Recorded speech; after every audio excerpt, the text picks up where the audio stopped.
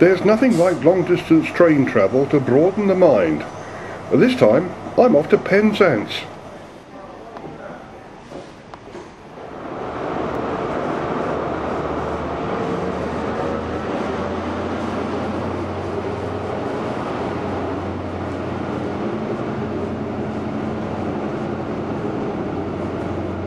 The first leg is to Bristol, where I hope to get a few interesting shots because, well, I have a bit of a wait there before my next connection to take me to Plymouth.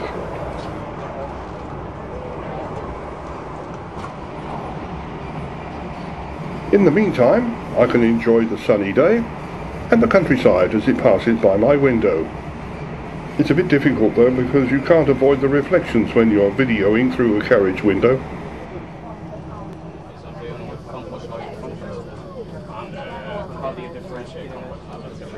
Through the magic of my editing suite, we sail through Bath without stopping.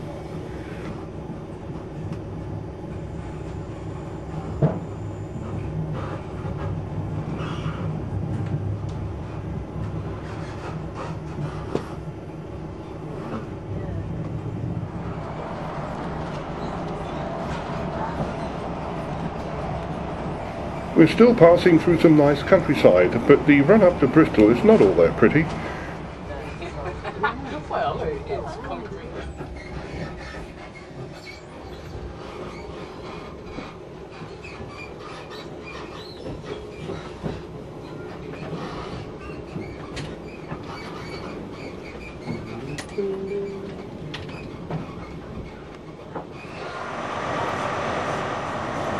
Bristol station is quite old and its age shows here and there.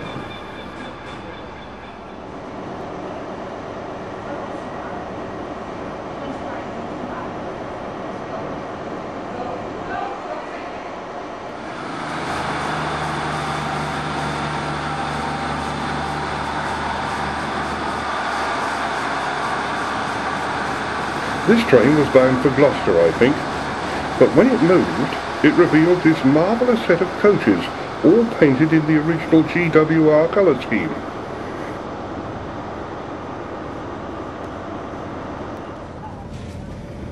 How I wish we were travelling on a nice, spacious southwest train like that one.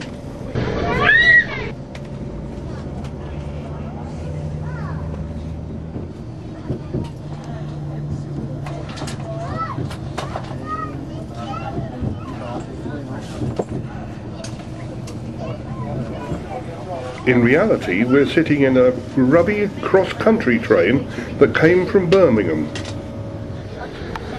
As you can hear, I shared a train with a little girl attempting to find high sea, and she did it all the way to Plymouth.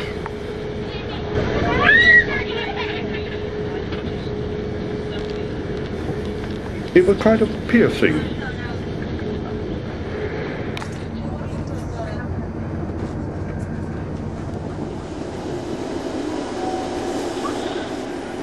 Finally, we arrived in Plymouth to take a local train to Penzance. I was glad to leave that cross-country train. It was mucky inside and out. For this last leg, I was joined by some interesting passengers. This is a first Great Western train again. Just look at the cheerful guard as she waves us off.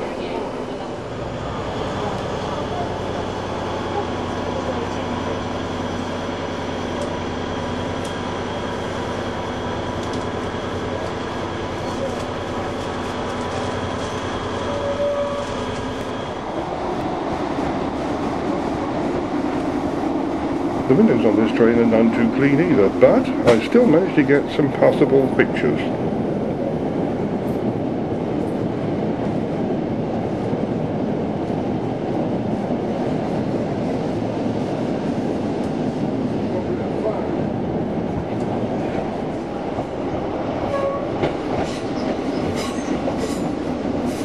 That lady in the middle has started to knit.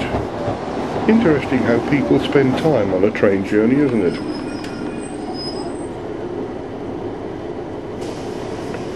Here at Saltash we find a boatload of flowers, very colourful.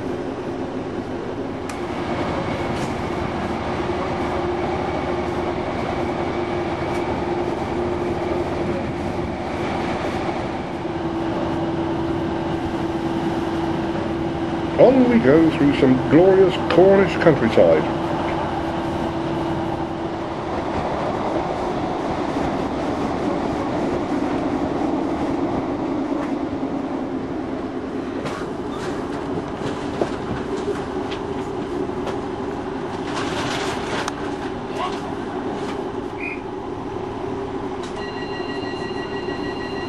And now we're at Riscard, and there's another cheerful railway employee.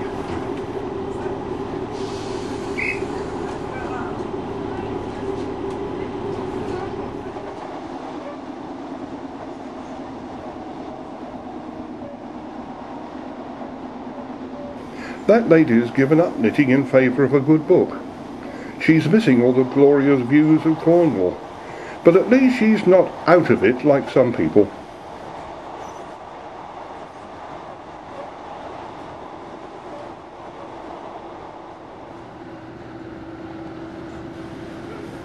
Just look at the muck on the windows.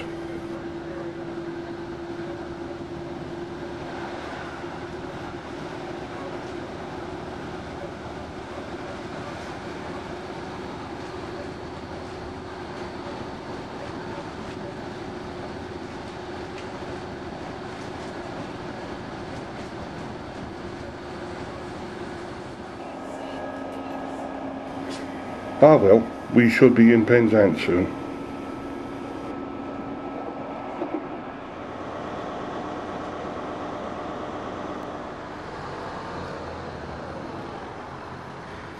The harbour is packed with little boats, either motor cruisers or yachts, most of them tied up for the day.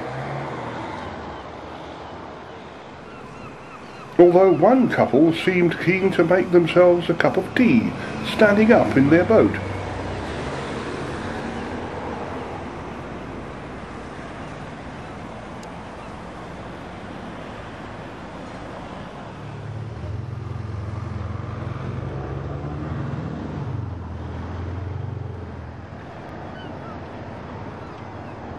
That large ship in the background is the ferry to the Scilly Isles. Kettle's boiled.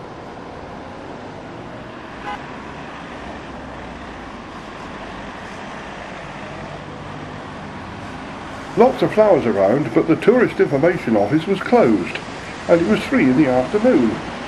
No wonder there were several groups of visitors looking lost.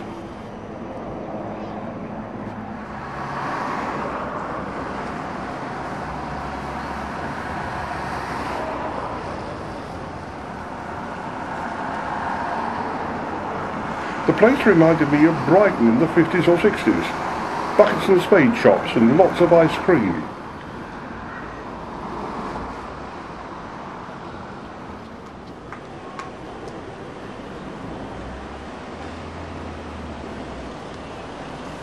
I stopped for a late lunch at a fish and chip bar. A surly young woman of about 17 with a face full of pimples served me. I think she must have had a smile bypass. This is what £5 bought me.